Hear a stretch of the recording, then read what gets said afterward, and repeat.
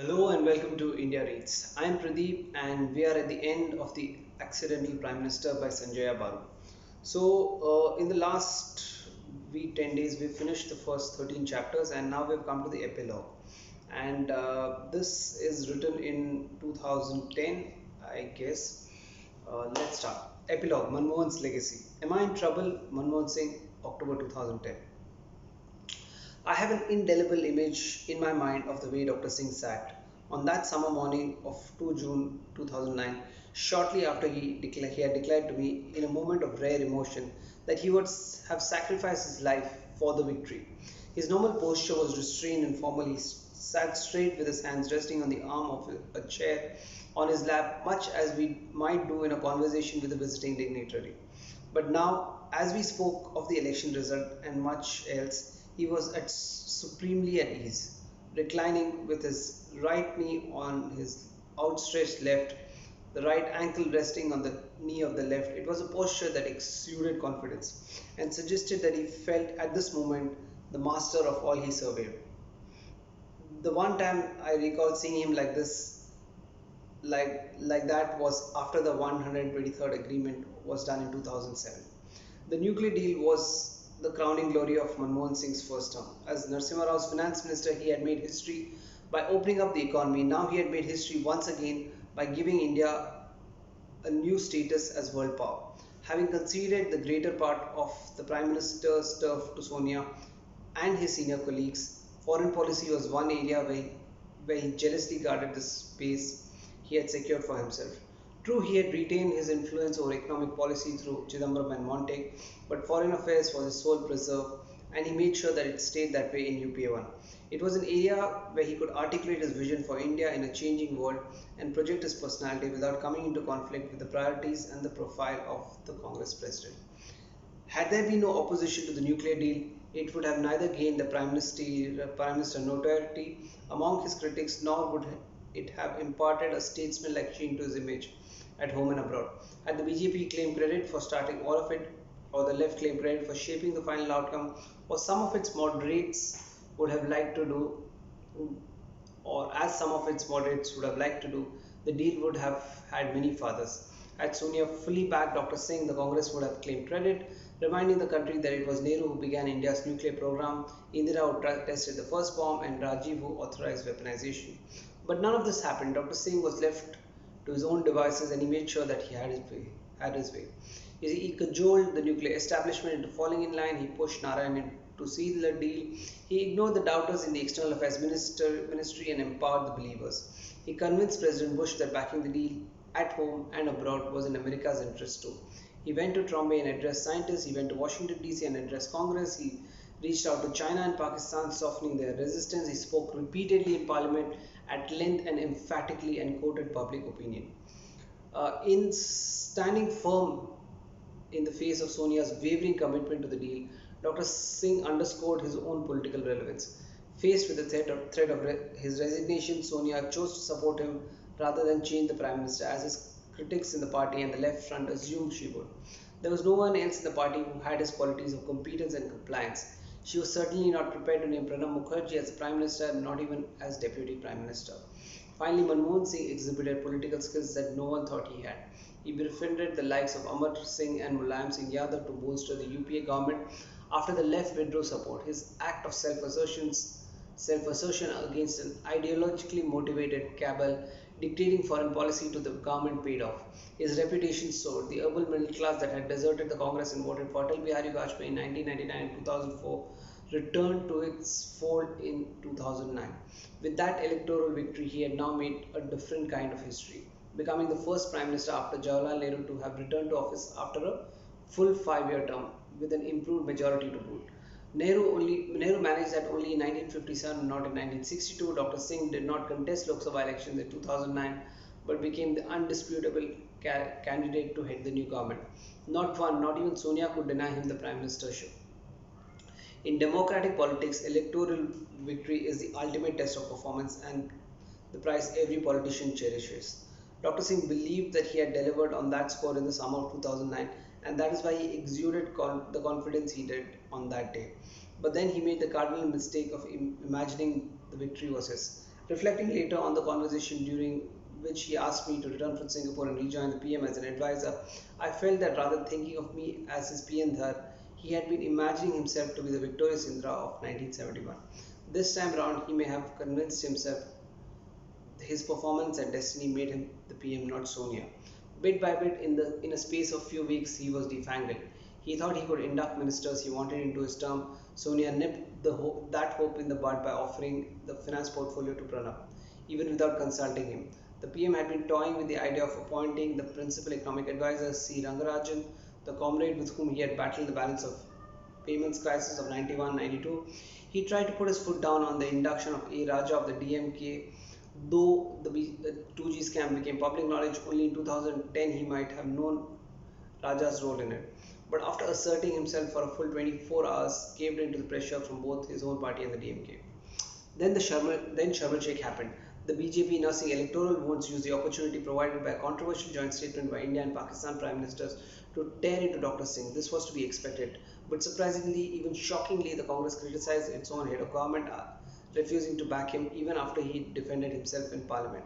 Dismayed, he chose to surrender. When he told me that he could not take me back into the PMO because he had come to accept that there could not be two centers of power, the subtext was that my return would signal his desire to project himself as PM. He chose to yield space. This was not the Manmohan Singh of the nuclear deal or the victorious PM of the summer of 2009. I was struck later by how much the monsoon months had dampened his spirit. Dr. Singh never really recovered from that initial deflation of his authority, and it came to affect multiple areas of governance. Even though the economy performed well in the earlier UPA2, by 2011 it was showing signs of a slowdown, combined with inflation and rising deficits. Having yielded space to Pranab in North Block, Dr. Singh had little control over fiscal policy. His chosen domain, foreign policy, had little joy to offer him in UPA2. With Barack Obama in Washington DC, the bonhomie of the Bush years were gone. Not only was Obama preoccupied with his own domestic economic problems, but America's dependence on China to help it deal with the global economic crisis increased Beijing's leverage and reduced New Delhi's salience. Moreover, Obama and his Secretary of State Hillary Clinton had not voted in favor of the nuclear deal. Obama's decision to withdraw from Afghanistan increased Pakistan's importance for the Pentagon and thus negatively impacted US approach to India and South Asia. Matters were made worse by UPA2's incompetent handling of the civil nuclear liability bill. In its original draft, the bill would have enabled India to resume nuclear energy commerce with supplier nations and help Indian nuclear power companies enter the global market. However, with inept political handling resulting in BJP's joining hands with the left to demand changes to the government draft, these changes did not satisfy international suppliers nor indeed India's own companies. Dr. Singh's crowning achievement of UPA1, the nuclear deal, lay in tatters. Yet he soldiered on as a loyal member of the party. Waning India-US relations inevitably affected the postures of regional players. China became assertive, risking a border confrontation with India after years. The military regime of Pakistan disowned Musharraf Manmohan formula on Kashmir, and the Prime Minister never managed to travel to Pakistan, even to visit his place of birth at Gah. The only silver lining to this dark cloud was the new relationship with Japan. Things were even worse on the home front. When charges of corruption were levied against his cabinet colleagues, Dr. Singh could not put up a convincing defense of his own role in decision making. In UPA 1, the opposition had tried to sully his reputation for integrity, but with no success. In UPA 2, it managed to make a dent and stabbed away until there was a bleeding wound. In UPA 1, Sonia and Congress party did not really have a plan B. Rahul was not fit to become the Prime Minister, and Sonia did not trust anyone else apart from Dr. Singh. In UPA 2, a plan B began to emerge as Rahul started to get ready to take charge. The poor showing of the Congress in Uttar Pradesh and Bihar Assembly elections prevented him from rising fast enough. But that did not deter his supporters and Dr. Singh's critics from constantly calling for a change of leadership.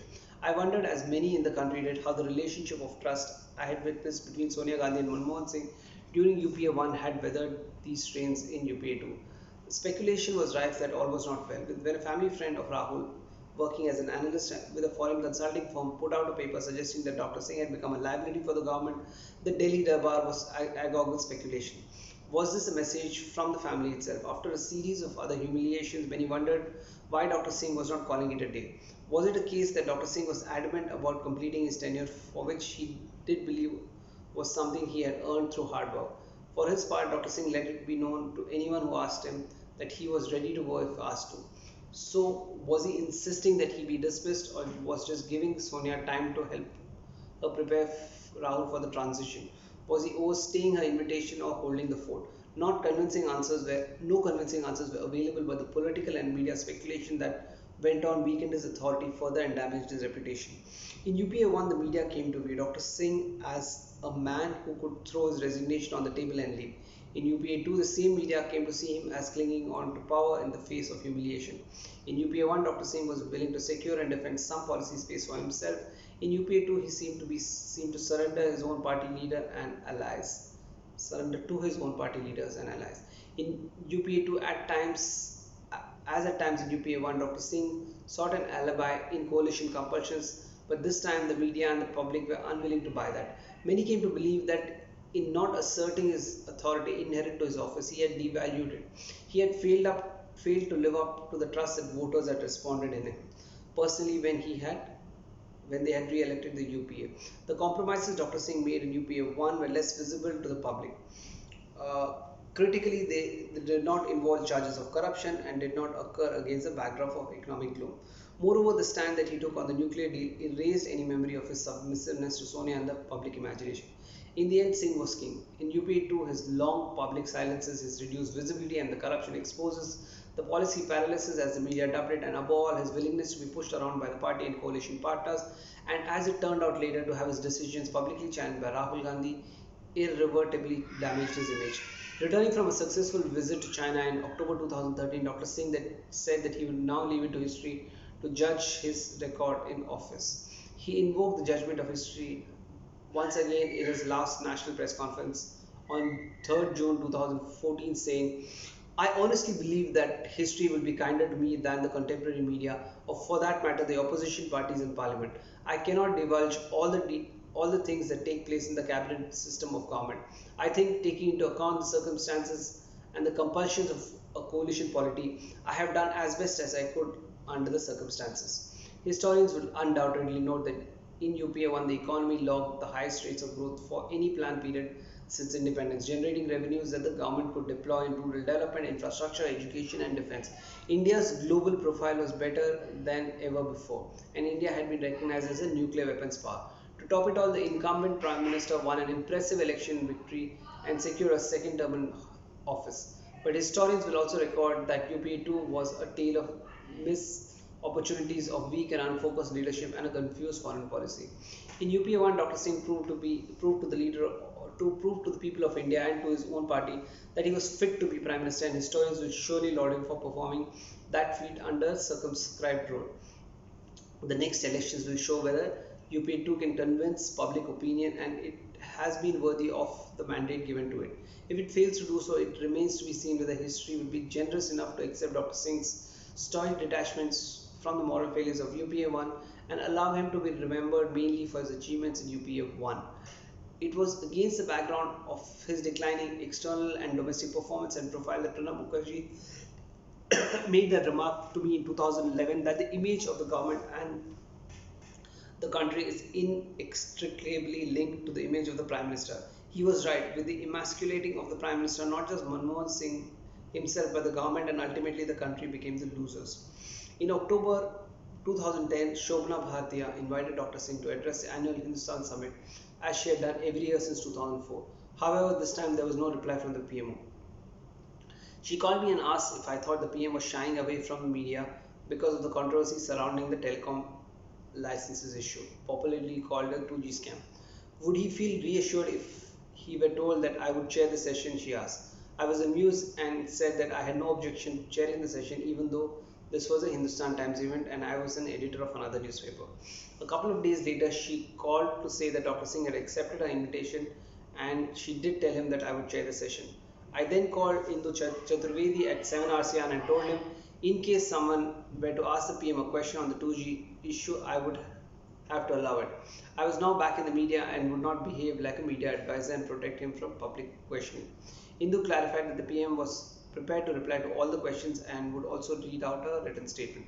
On the appointed day, Shobna and I received Dr. Singh at Taj Palace Hotel and walked him up to the dais. While Shobna was welcoming the audience, Dr. Singh turned to me and asked, "Am I in trouble?" He asked me to come and see him the next day. The expected question on the 2G licenses was asked. Dr. Singh had a prepared reply and read from a typed text. As far as allocation of 2G spectrum is concerned, Parliament is in session. I would not like therefore to make any detailed statement, but there should not be any doubt in anyone's mind that if any wrong thing has happened by anybody, he or she will be brought to book. For this to happen in a democracy, we have to allow Parliament to function. We are ready to discuss all issues in Parliament. We are not afraid of a discussion. I went across to 7RCR the next day. Inevitably, we discussed 2G. My advice to him was that he should defend the policy itself and the charges against Raja investigated. The Comptroller and Auditor General CAG of India, it could be credibly argued, was taking an accountant's view on policy. Several analysts had said so, and that was also the editorial line I had taken at Business Standard. The government's policy had enabled it to offer cheaper telecom services and made it possible for millions of Indians to become connected.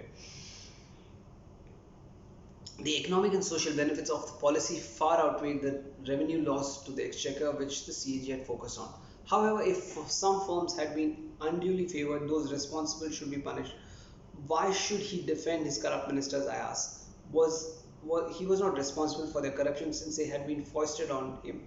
He was responsible for formulating government policy. The policy itself was not flawed, even if some in government had disagreed with it. He shared my views that day. However, the government persisted with its ill-advised zero-loss argument that the deal had caused no revenue loss to the exchequer, revealing how little control the Prime Minister had over the political narrative. The telecom issue came on the back of public criticism of the government's handling of the 2010 Commonwealth Games. The Games fiasco was waiting to happen. The first Minister of Sports in UPA 1, the late Sunil Dutt, could never focus on the essentials, and much time was wasted in turf battles between his ministry and the Indian Olympic Association headed by Suresh Kalmadi. Dr. Singh would come away exasperated from those meetings. Dutt's successor Manishankar Iyer had openly opposed to hosting the games and wanted India to withdraw his invitation. Dr. Singh, who was never too happy with Dutt's stewardship, agreed with Iyer's cavalier approach, disagreed with Iyer's cavalier approach, but did little to take charge or place a competent person in charge. At one point, he tried to get Rahul Gandhi interested, suggesting to him that just as his father Rajiv had acquired both administrative experience and reputation for good organization when he took charge of the 1982 Asian Games, the younger Gandhi could make good use of this opportunity. Rahul showed no interest. 5 years of UPA 1 were largely wasted, and work on government on October 2010 Games began in right earnest only in mid 2009. With the new sports minister MS Gill and the efficient news secretary Sindhu Shri Kullar worked hard to stage the games, the media's negative perception about the games organization and charges of corruption levied against Kalmadi and the Delhi Chief Minister Sheila Dikshit damaged the government's reputation. It had become all too obvious that the games were being threatened by poor organization and weak coordination between the different agencies. The PMO stepped in and decided to take charge, but it was too late. While the games went off well, the damage to the government's image was severe and had become etched on the public mind. UPA 2 was beginning to be seen as bumbling and corrupt. The scandal relating to the allocation of coal blocks during the period when Dr. Singh handled the coal portfolio further tarnished the Prime Minister's image. Here too, he was charged not with corruption but with turning a blind eye to the corruption of others. Public opinion was no longer willing to excuse him for choosing not to claim and exercise his authority that was due as a Prime Minister. Watching this debacle unfold, I was convinced even more than that the Prime Minister's decision not to return to office via the Lok Sabha was his biggest political mistake. The political authority and legitimacy that a second term in office offers a head of the government was denied to him by remaining a member of the upper house and not securing for himself the imprimatur of a political mandate. He could have easily said to Sonia that he would prefer to retire as a PM than once again return to the job from Rajya Sabha. If she had refused him a safe Lok Sabha seat, he could have gone into retirement on health grounds. He would have not only been hailed for being the PM to voluntarily retire, but he might also have become a global statesman, invited to chair UN commissions and lecture around the world like so many distinguished former heads of government. If, on the other hand, he had returned to the job from the Rajya Sabha, he would have had a much better chance of asserting his authority and running the government his way. Initially, I saw the subservience as a part of as an aspect of his shy and self-effacing personality, but over time I felt that mainly, it must be mainly, but he's written manly. Like manly, this might be his strategy for political survival. Was it just unquestioned loyalty to a leader or a survivalist stick that promoted him to remain silent? Whatever the motive, his image took a fatal blow. One consequence of this was the demand that the PM and his office be brought under the purview of Lokpal, the anti-corruption ombudsman, whose creation became a cause célèbre for civil society activists. Several prime ministers had successfully resisted this demand over the years, citing national interest and political stability. Dr. Singh succumbed. No one, bar the odd opposition party politician or irresponsible social activist, accused Dr. Singh of questionable acts of commission. However, a great many charged him of one act of omission, of not acting like a prime minister when he was in fact the prime minister. His decision to turn introvert, reduce his travels within India, not address a press conference till he finally did so to announce his retirement, and not be more communicative all the time when the social media was flooded with sarcasm and ridicule only wounded him more. As these crises unfolded, all the inherent weakness of a political arrangement were revealed, among them poor administrative leadership in the PMO and unimaginative political and media strategy in response to the challenges. Irritated with what he regarded as short-sighted and unimaginative response of the Hurriyat leaders to his Kashmir initiative and their unwillingness to participate in the J&K roundtable he hosted in Srinagar in May 2006, Dr. Singh had called them small men in big chairs on the flight back from Srinagar. By the end of 2013, editorial writers, civil society activists, and political analysts were all beginning to ask if Dr. Singh was also not a small man in a big chair. Some even accused him of diminishing the chair to feel more comfortable in it. Should he have resigned at the first whiff of a scandal, owning moral responsibility for the corruption of others instead of defending the government? Perhaps. Could he have resigned? Maybe not. The party would have hounded him for letting it down. It would have then accused him of trying to occupy the high moral ground and quitting on principle to avoid being sacked for not delivering the goods. When the horse you're riding becomes a tiger, it is difficult to dismount. Along with the corruption controversies, the economic slowdown after 2012 and the persistent inflation turned Doctor's own political base, the urban middle class, hostile. As government's popularity declined, the Congress party began to switch gears and focus on succession, hoping Rahul Gandhi would rise to the occasion and take charge. Planted stories began to appear in the media about Dr. Singh's imminent retirement. However, Rahul's repeated inability to deliver results for the party in a series of state elections meant that Dr. Singh could not be retired and created a vacuum at the top. Probably to bolster his image, Rahul chose defiance to authority and his strategy for political relevance. He had already declared in 2009 that his route of power would be as a rebel rather than successor to Dr. Singh's legacy. He had said that to a gathering of students in JNU in 2009, the hierarchical system exists in brackets in the Congress. It is a reality. What is the option for me? I can either propagate the system or change it. I'm not one to propagate it, so I'm trying to change it. You don't like the system, even I don't like it. We have to work together to change it. How could the vice president of a party, that too son of a party president, be the agent of change without positioning himself in opposition to the incumbent prime minister? Aware of this strategy on Rahul's part, I was not surprised when he chose to go public in September 2013 and criticize an ordinance that the Union Cabinet had declared aimed at amending the Representation of People's Act of 1951 to remain constraints on law breakers becoming lawmakers, so to speak.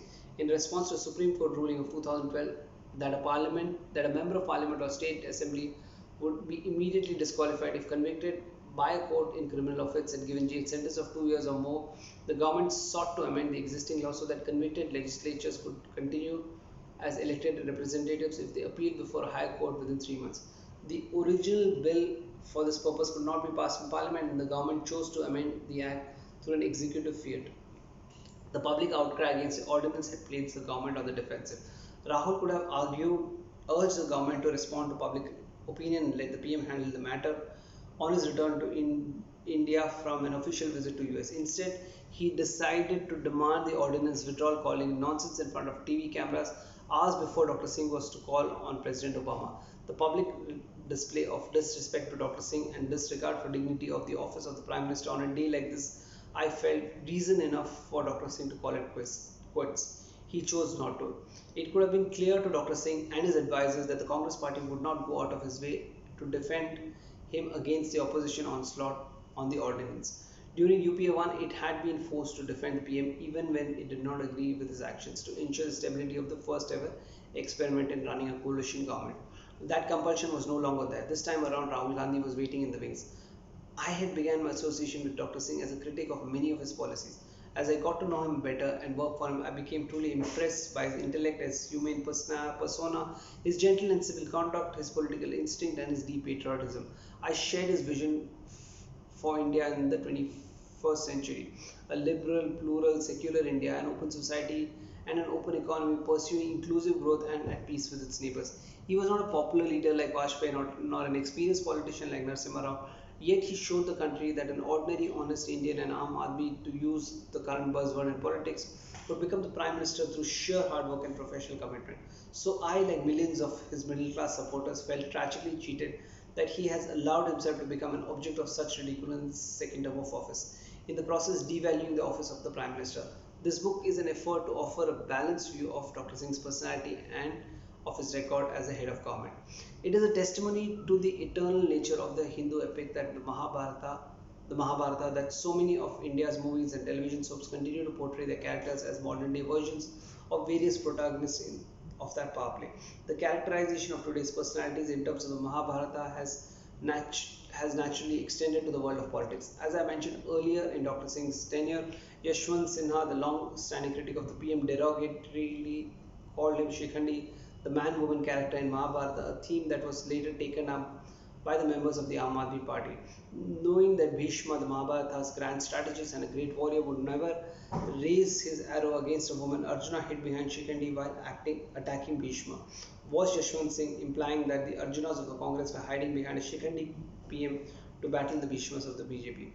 Did he mean that Sonia and Congress would have found it difficult to stitch an anti-BJP alliance without the protection offered by Dr. Singh's personality? Or was he disingenuously suggesting that he was not a real man and a real leader? As UPA2 began to unravel, another Mahabharata comparison came to suggest itself of Dr. Singh's critics. They likened him to the blind king Dhritarashtra, unhappily presiding over a strife-torn kingdom. I never accepted this view of a man who had earned himself the slogan Singh is King. Rather than calling him blind, I would have said that he chose to close his eyes to ensure the longevity of his coalition. He shied away from keeping himself briefed every day about the faults and foibles of his ministerial colleagues, something that monarchs have done from time immemorial. He averted his eyes from corruption. To my mind, he was rather like a Bhishma. The name Bhishma, given to Devrata, means the one who takes terrible vow and fulfills it. A good, wise and brave man, but on the wrong side, defending a disreputable lord. Bhishma was a tragic hero rather than an object of pity. Bhishma was also the king who had to lie on a bed of arrows, condemned to an unsure mandate, uncomfortable existence, and an inelegant exit. For all his wisdom and strategic brilliance, and despite an enormous respect that he commanded from both sides of the family at war, Bhishma faced his most embarrassing moment when the hapless Draupadi asked him why he could not protect her when she was being distraught. She mocks Bhishma for seeking refuge in the finer points of dharma. An angry and troubled Bhishma remained silent. Dr. Singh's silence in UPA2, for which the media mocked him, made me wonder whether he too was consumed by the impotent rage like Bhishma. Like Greek epics and Shakespearean plays, Indian epics too have no untamed heroes, leave alone mortals. Even the gods have flaws. Lord Rama's treatment of Sita raises a question that has never gone away. There are questions that will probably haunt Dr. Singh too. Most of all, why did he not quit when he realized he had lost all vestiges of control over his own government?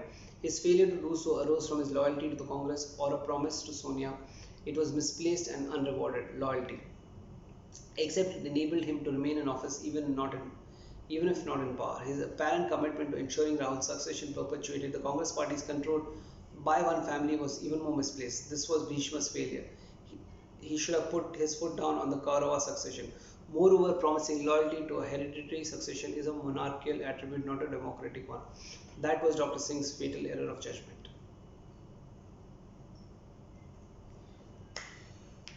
With this, we come to the end of the epilogue. There is obviously another small section of acknowledgements which is not important to us. How does the book end? The book ends with what happened after 2009, 2000, in the period of 2010, 2011, primarily in the period of 2009 and 10, where he could see that Dr. Singh had lost completely all control, all power, all sense of confidence. There was once that uh, he would exude confidence. There was only once that he saw Dr. Singh exuding confidence after the 2009 uh, victory of the elections, where he sat comfortably and he felt that he was the one who had ensured the victory for Congress.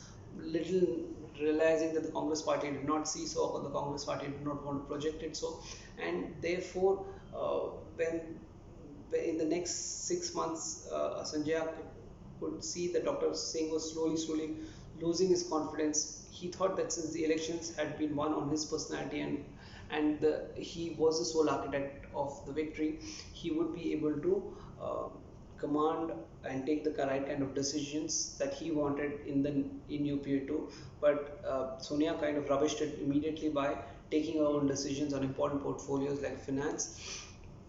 So Sanjay spent some time comparing UPA1 and UPA2. UPA1, he had built credibility as somebody who fought against all odds to get the nuclear deal passed. He had fought with his own people. He had fought with the opposition. He had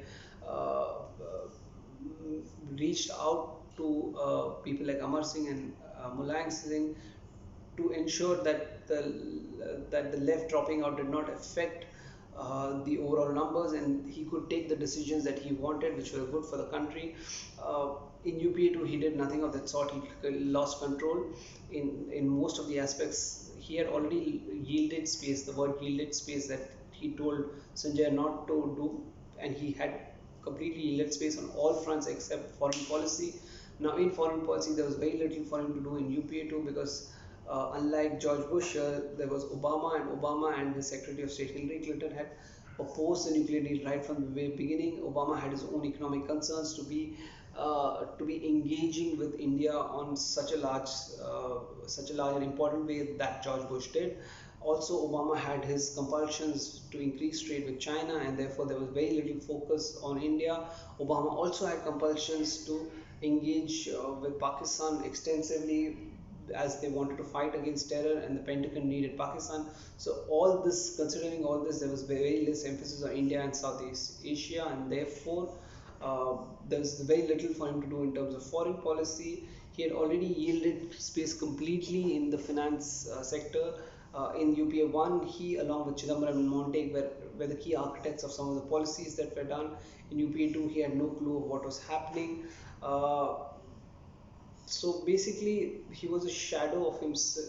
He was a very poor shadow of himself in UPA2 and had lost all credibility. And Sanjay goes back to the advice that he had given, two pieces of advice. One, to assert himself very well in UPA2, start taking decisions, put his foot down, and say that I would resign if I don't get what I want. But more importantly, uh, coming to UPA2 with a mandate that he is elected by the people, by fighting in the Lok Sabha elections, by telling Sonia Gandhi he would rather retire than come than be a prime minister elected by the Rajya Sabha. If he had retired, then history would have been much kinder to him. If he had not retired and had won the election, then he would have been able to assert himself better, as he had the political mandate and could therefore pull strings better. Of course, things had completely changed in the Congress party between UPA1 and UPA2. UPA1, there was no credible, strong leader to replace Manmohan Singh. Sonia Gandhi did not trust Pranab and others. She had complete trust in Manmohan Singh, of his loyalty, um, of his not backstabbing her, of his complete loyalty. Loyalty is right, I guess, the right word. But she did not. She continued to distrust Pranab on those factors. There was no strong, credible leader who could intellectually have the ability to replace Manmohan Singh. However, in UPA2, Rahul Gandhi started asserting himself better. A lot of people, because he was a sign, a lot of people started backing him. Unfortunately, his poor showing in the assembly elections of Bihar and Uttar Pradesh kind of dented his confidence also. So he was not asserting himself better at the national stage. Also, he was refusing to take responsibility and taking a portfolio working alongside. So he didn't get into the administrative nitty gritty of things. So in a way, even if the Congress party wanted Rahul Gandhi to take the initiative, and uh, Rahul Gandhi himself was not taking the initiative. So uh, there was also corruption cases that were going on. There was a 2G scam for which BJP and the opposition leaders, many of them felt that he had betrayed the people, not by an act of commission. He had not gained anything through these corruption charges, but by an act of omission. As a prime minister, he had not put his foot down and asked the right questions, set up a policy that would ensure that these corruption charges were investigated and the people were taken to book. Manmohan Singh did not get involved in these political squabbles of different coalition ministers who were indulging in corruption. There was no doubt amongst everybody that he was himself incorruptible, but the fact that he did not take sufficient action against the corruption that happened under his watch was what kind of reduced his credibility. There were two other big corruption scandals. The other corruption scandal was the coal mining corruption scandal, and the third one was the Commonwealth Games. Now, in the Commonwealth Games, uh, there was Sunil Dutt, who was earlier in UPA 1 the sports minister, who did not have a very good relationship with the Indian Olympic Association. In UPA 2, he was, of course, Sunil Dutt was replaced with Manish Shankar, who said he doesn't want the Commonwealth Games. So, while Manmohan Singh disregarded Manishankar's cavalier approach to it, he did not completely take charge. He did not get into the grind of it, get himself involved, or get a replacement who would uh, keep the Commonwealth Games clean. So the games happened in 2010, and the real preparations for it started only in 2009. Despite all the corruption scandals, games went on well. Suresh Kalmadi and Sheila Dikshit were the two people who were later accused strongly of corruption, and this all these three big cases brought the credibility of Dr. Singh down, and therefore the book has kind of come to that end of 2010 where uh, Sanjay goes back to understand a good analogy of what Dr. Manmohan Singh's situation was. And typically, analogies are made through Greek tragedies or Shakespearean plays. In India, it's a very common thing to give analogies either in sports and even in politics with historical epics. And one epic which constantly, the characters of the epic which are constantly brought forward to compare people is the Mahabharata. One of the characters of Mahabharata, Bheeshma, who let things who himself was a incorruptible guy who took a vow and stuck by it, was loyal to the throne, was the character who people portrayed Manmohan Singh to be. Later, the media and others portrayed him as the blind king Dhritarashtra who let everything happen, was uh, let the successor of the Congress party do whatever they want, bringing the country down. Sanjay felt that this comparison was not very respectable or was not completely right. He felt that the comparison of Bheeshma was perhaps apt for Dr. Manmohan Singh, a man who's completely uncorruptible but did not go beyond his line of duty to do what was right. He quotes one passage from the Mahabharata where hapless Draupadi, who's been disrobed, challenges or mocks Bhishma for keeping quiet when that was happening, hiding behind the finer points of dharma, and he brings that point to say that Dr. Manmohan Singh could have done a lot more if he had been assertive.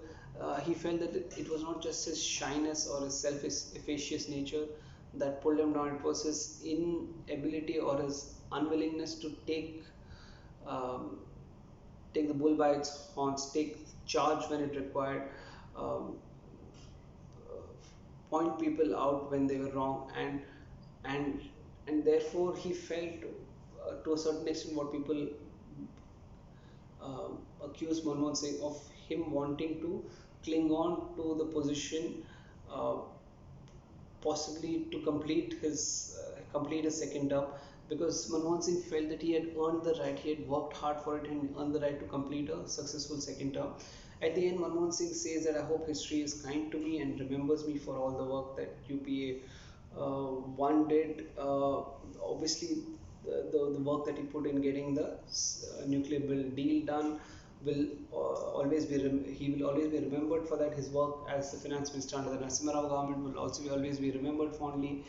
The way he coordinated with scientists, with people in the US administration, people in the local administration, his handling of the left, his bringing in uh, Mulayam and Amar Singh to bring in numbers and get the deal passed, get the act passed, the 123rd agreement passed. All that, he deserves credit and much more. So Sanjay Baru kind of finishes the book saying that I have always been respected. I would like to remember him as the guy who took strong decisions in UPA 1. He quotes the phrase Singh is King, which he felt Dr. Singh exhibited during those days in 2007, by putting his foot down and ensuring what was right for the country, the country got it. So this has been a very interesting way that the book has ended, and I find that, like I mentioned in the last video also, that he has been very respectful, differential, and has stated the follies and the strengths of Dr. Singh with utmost honesty. I don't see him exaggerating on certain aspects, which I thought the movie did. This was a very enjoyable book for me to read. I hope you all have also enjoyed um, listening to the book. We shall very soon meet. I am starting a new book. This is a very famous book written by Mahatma Gandhi, and the videos will start getting. I'll start recording the videos in a few days, and you will start seeing the videos in the next few days on my channel. I hope you are enjoying listening to these books. If there are any more interesting books that you would like me to read, please highlight them to me in the comment sections. Do like, subscribe, and continue following the channel. Thank you very much, and I'll see you. Bye.